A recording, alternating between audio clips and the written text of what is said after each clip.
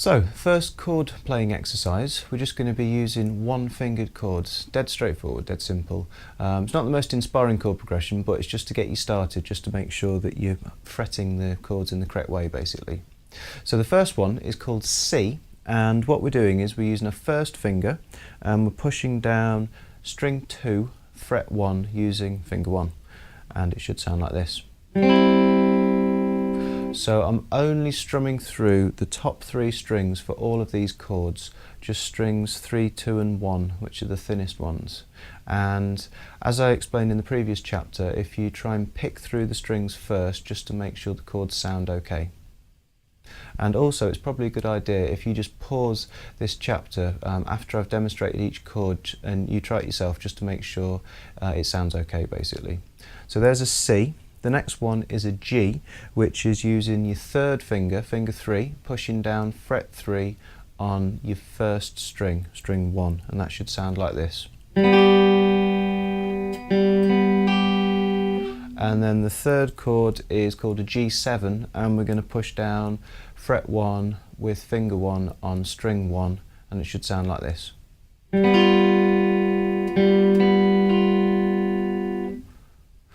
Okay, so once you've got the chords, the next thing that you need to think about is changing smoothly between them. So what we want to try and do is make sure we don't move a thumb, and from C with finger 1 to G with finger 3, I'm just reaching across a little bit without actually moving my hand position. So what we're going to do is we're going to play one strum for each chord. I'm going to keep the counting going, and we're just going to basically play one strum in every 4 counts, or every beat, which sounds like this. 1, 2, 3, 4, 1, 2, 3, 4, 1, 2, 3, 4, 1, 2, 3, 4. So if you try that with me after 4. So 1, 2, 3, 4. 1, 2, 3, 4. 1, 2, 3, 4. 1, 2, 3, 4. 1, 2, 3, 4. Okay, so one more. This time we're going to play one strum for every beat in the bar. So we're going to play each chord 4 times. So we're going through from C to G to G7 and back to C again. So we're just going a little bit more slowly this time. So again, after 4, it'll be like this. 1, 2, 3, 4. 1, 2, 3, 4. 1, 2, 3, 4. 1, 2, 3, 4. 1, 2, 3, 4.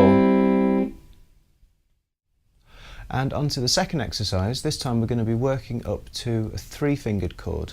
So we're going to be starting off with C, the first chord you played in the previous exercise, which was finger 1, fret 1, string 2. Again, just strumming the top 3 strings, strings 3, 2 and 1. And this time we're going to be leaving this finger where it is, and we're going to be adding finger 2 onto fret 2 of your 3rd string.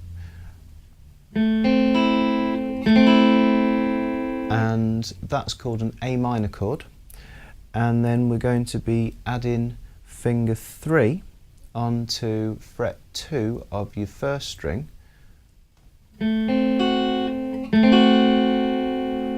And that's called a D7 chord. So if you rewind this and go through this chapter again and pause it after each chord, just to make sure that you can play each of them properly.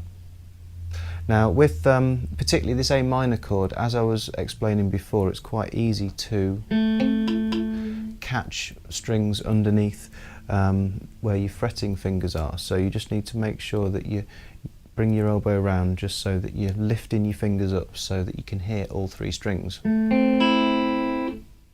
So the chord progression we're going to play is C, A minor, D7, and then we're going to finish off by going to G, which was from the previous exercise, fret 3, finger 3, string 1. So to start with, we're just going to be playing one strum per bar, which is one strum every 4 beats, which should sound like this. C, 2, 3, 4, A minor, 2, 3, 4, D7, 3, 4, G, 2, 3, 4. Again, not the most inspiring progression in the world, but it doesn't matter, it's just to get you started with basic fretting of chords. So if we try this after 4, so 1, 2, 3, 4, 1, 2, 3, 4, 1, 2, 3, 4, 1, 2, 3, 4, 1, 2, 3, 4. And then finally we're going to do that again, but this time we're going to play one strum for each beat. So we're going to play each chord 4 times, starting from C, A minor, D7, G. So tiny bit slower this time, so after 4. 1, 2, 3, 4.